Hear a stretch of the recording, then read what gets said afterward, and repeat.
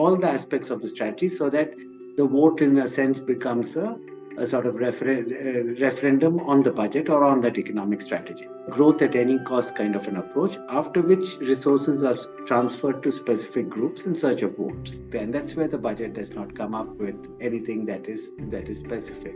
A revenue surplus that you then invest in terms of capital expenditure. Then the question is, in search of that revenue surplus, you may not have taken sufficient care of those who actually need it. What does it do to the people who were previously using the highway?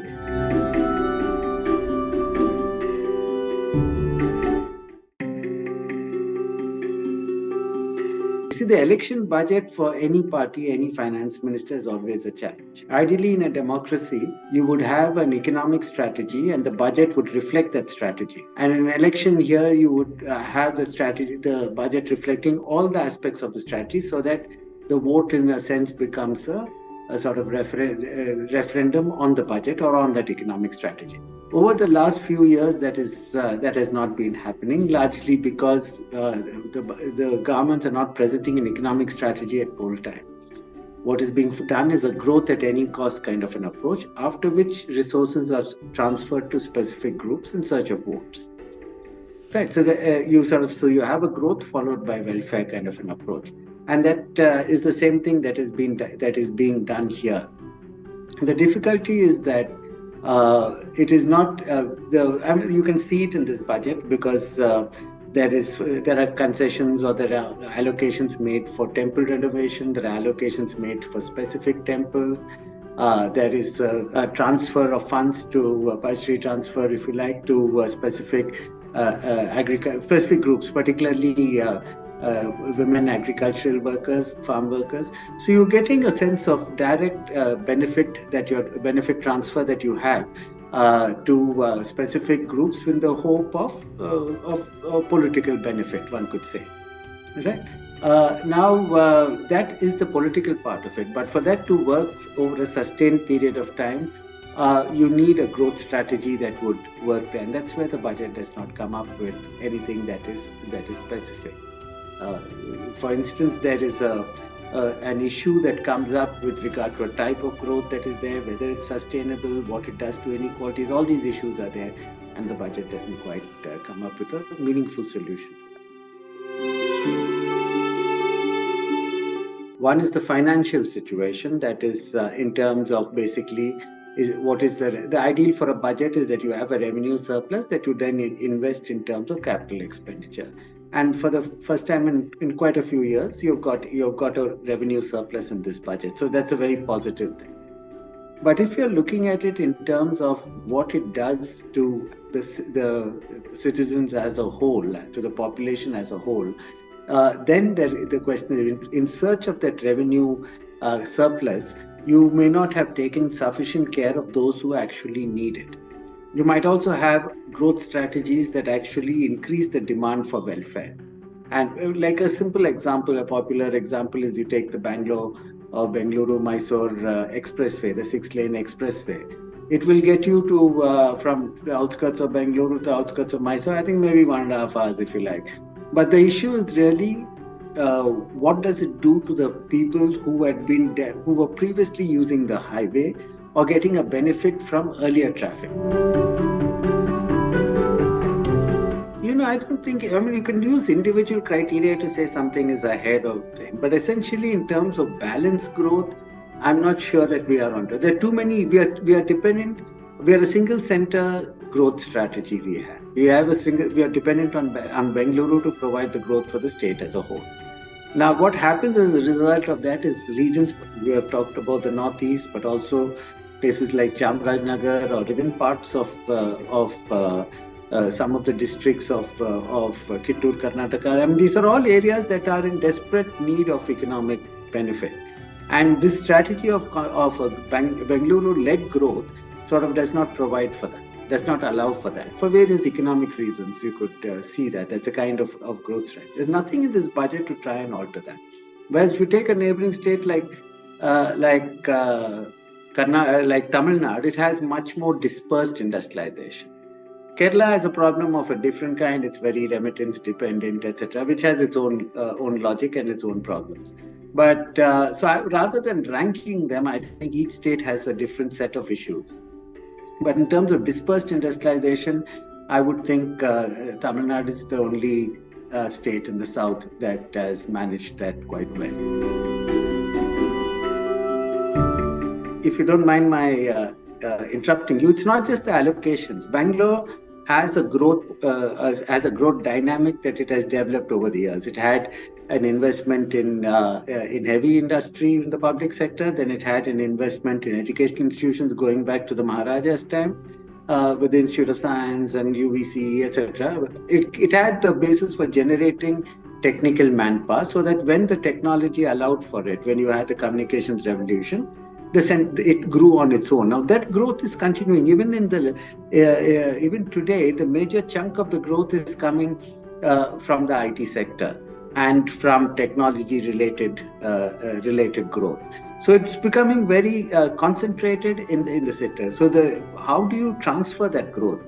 The government strategy seems to be to allow this growth to take place at whatever cost in terms of employment, and then transfer the benefit. But that puts an additional pressure on welfare, and then people talk of subsidies and all the kind of things. I'm not sure of the issues that come with that, but essentially the problem remains one of trying to create a more balanced growth in Karnataka, which is not quite happening. It's true, the image has been hurt, and we can as citizens complain, as we must. But the fact remains that we still account for over a third of IT exports from India. For a single city, that's quite a lot. You see, the point about it is that what's the problem with Bangalore really is that it could make a difference as far as its ability to attract technical manpower from other states to come and live in the city. So you need a certain amount of comfort level there. But the greater challenge is even within Bengaluru, you're getting that kind of a dispersal. You're getting a division between the areas that are IT related and the areas that are not. And that difference is becoming quite stark. And that is so then once again, if you're trying to develop an infrastructure from just one industry, the resources that you're going to tap from just a few of them, then automatically you get into problems of resources, and you don't have money for the roads, you don't have money for other things. I'm not underestimating the role of corruption and stuff like that. But even without corruption, I think it would be very difficult to manage Bengaluru in the kind of way it's been conceived of right now. Basically, why is it that despite that investment in infrastructure over particularly flyovers, roads, etc., the crisis in Bangalore's traffic is becoming worse? Or if not becoming worse, it's not improving. There's no improvement in that situation. And that is a question we have to ask ourselves. Do we need to keep doing the same thing? For instance, if you keep building new roads, you have covering a longer distance, but you cover it faster, right? But it means that at any point of time, the number of vehicles on the road in the city is actually increasing. Do you need alternative thinking to try and address that kind of problem? Yes, I think there are basically at least three major target groups. There are several of them on a smaller scale, but there are at least three major target groups here. One is the whole religious identity, the amount of money that's being given for renovation of temples and much, in addition to specific other grants to other temples. So that is one aspect that is being done, right? Along with that, what you're getting also is a rather surprising investment in the coast. That is normally the BJP's strongest area. So that kind of investment that's going there suggests they feel a need to consolidate that support that they've had there for many years. So there are indications of the kind of strategy or groups the ruling party may be wooing, but that is to be expected in a budget year, in an election. I think you have to judge all governments not by what they say, but by what they do. And I'm not convinced that the union government is not giving out freebies of its own. So I think that is a different. There's a rhetoric about freebies, And there is an action which of course, all state governments are doing it, and so is, I think, the central government in some ways. No, you need to put in an investment to show interest, to show that you have I think, for instance, the Kaveri project, long before even the tribunal was set up, the state was investing in it, and even after the tribunal kept investing in order to strengthen your case. Right, you cannot wait for the whole legal process to start, because water is a resource that passes through. If somebody else invests and holds that water before you get it, then you're on the back foot even when negotiating for more water. I mean, since you're talking completely hypothetical stuff, and we can, I have no chance of being anywhere near that. But I would be very hesitant, because ideally, if you look at the successful, economically successful chief ministers, those who really took off, people like Devrajas, etc., their budgets, or the budgets in that time, typically reflected the economic strategy, whatever that strategy was. If the strategy was Garibi Hatao, you went with that, and the Garibi Hatao linked with the Green Revolution, you went with that. Since then, in more recent years, it's really been get growth and then give out, you can call it freebies, you can call it doles, you can call it necessary benefits, whatever, direct benefit transfers, you can call it what you like. That has become the pattern. So now the issue is not just one of giving out doles to people who need them, or some who don't, but also one of ensuring you get enough growth to generate the resources to give out those freebies, whatever you want to call it. Right? Now, that is an issue about this budget. I'm not sure that it has that ability. It's creating a growth strategy that distances a larger number of people from its benefits. I gave you the example of the expressway in Chenpatna, but that is happening even in other areas. So you're having a growth strategy, you get a high GDP and GSDP, you get a high state gross domestic product.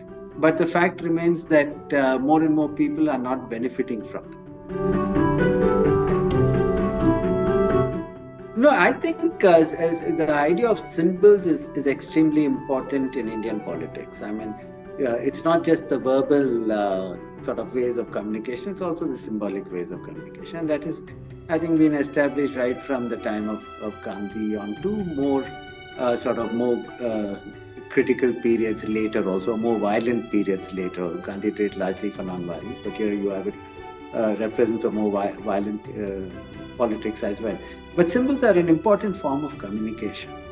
And I think it's always been a part of Indian politics, and Indian politics would lose much of its color and effectiveness if we stopped symbolic messages.